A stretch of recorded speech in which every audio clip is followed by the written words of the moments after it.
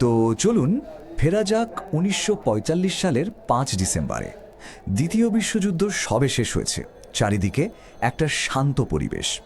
ফ্লোরিদার আকাশটা সেদিন ছিল একদম পরিষ্কার, ঝকঝকে নীল, মানে সবকিছুই ছিল একদম নিখুঁত।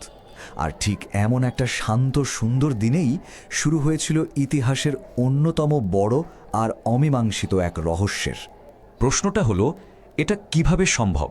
ছয়টা শক্তিশালী যুদ্ধবিমান আর ২৭ জন মানুষ একটা ঝকঝকে পরিষ্কার আকাশ থেকে কিভাবে একেবারে উধাও হয়ে যেতে পারে, কোনো চিহ্ন পর্যন্ত না রেখে? চলুন আজ আমরা এই অবিশ্বাস্য ঘটনার গভীরে যাওয়ার চেষ্টা করি। গল্পের শুরুটা হয় ৫টা TBM অ্যাভেঞ্জার বোমারু বিমানকে দিয়ে। এগুলোকে পাইলটরা তাদের শক্তির জন্য ভালোবেসে ডাকত লোহার পাখি বলে। সেদিন ওরা একটা রুটিন ট্রেনিং ফ্লাইটের জন্যই বেরিয়েছিল।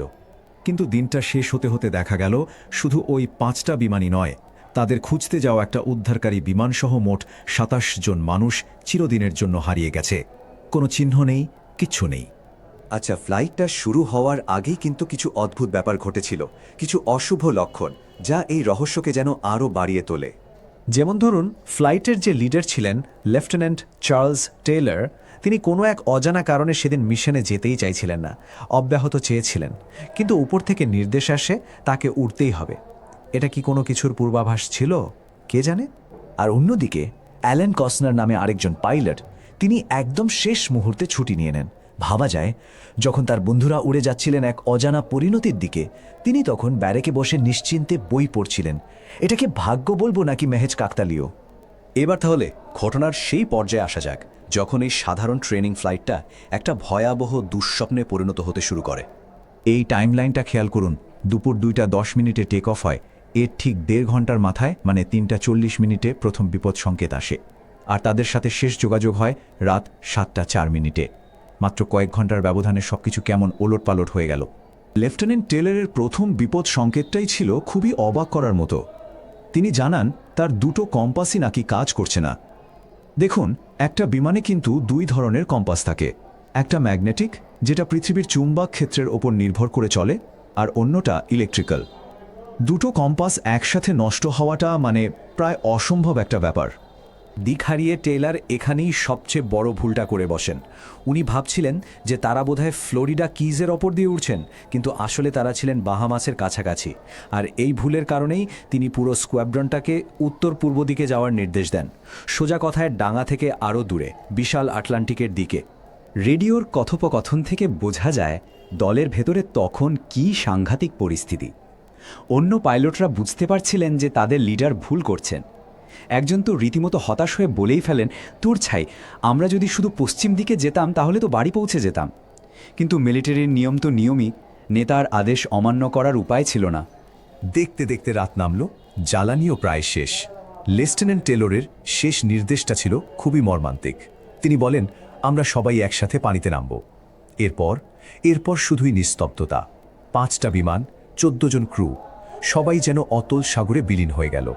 কিন্তু এখানেই ঘটনা শেষ নয়, বরং রহস্যটা আরও ঘনীভূত হয় যখন হারিয়ে যাওয়া বিমানগুলোকে খুঁজতে গিয়ে আরও একটা বিমান হারিয়ে যায়।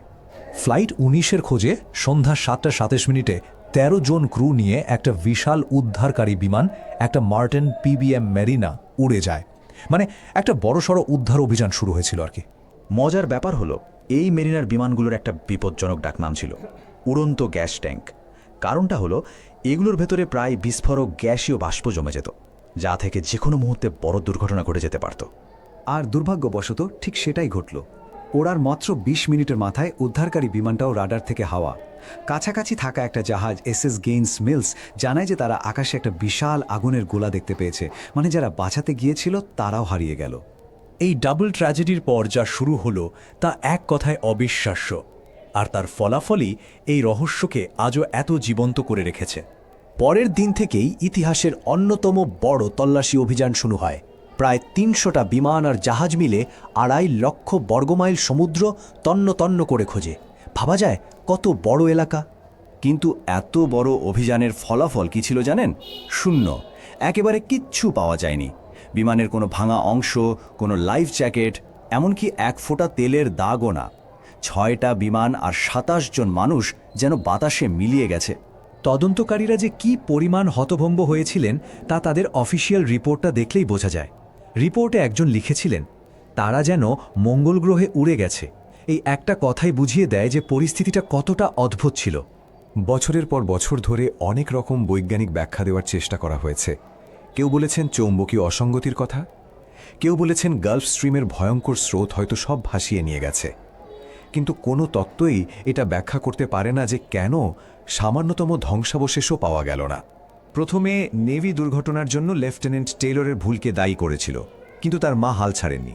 তার আবেদনের চাপে শেষ পর্যন্ত নেভি দুর্ঘটনার কারণ পাইলটের ভুল থেকে বদলে অজ্ঞাত কারণ হিসেবে ঘোষণা করতে বাধ্য হয়। আর এতেই রহস্যটা যেন পাকাপাকি হয়ে যায়। ফ্লাইট 19 নিছক একটা নিখোঁজ হওয়ার গল্প নয়, এটা ২৭টা পরিবারের জন্য এক আজীবনের যন্ত্রণা। আটলান্টিকের গভীর জলরাশি আজও সেই দিনের আসল সত্যিটা নিজের বুকে লুকিয়ে রেখেছে। প্রকৃতি আর মানুষের ভুলের এমন মারাত্মক পরিণতি সত্যিই বিরল। ফ্লাইট 19-এর সাথে সেদিন আসলে কি ঘটেছিল, এই প্রশ্নটা বোধহয় চিরকাল অমীমাংসিতই থেকে যাবে।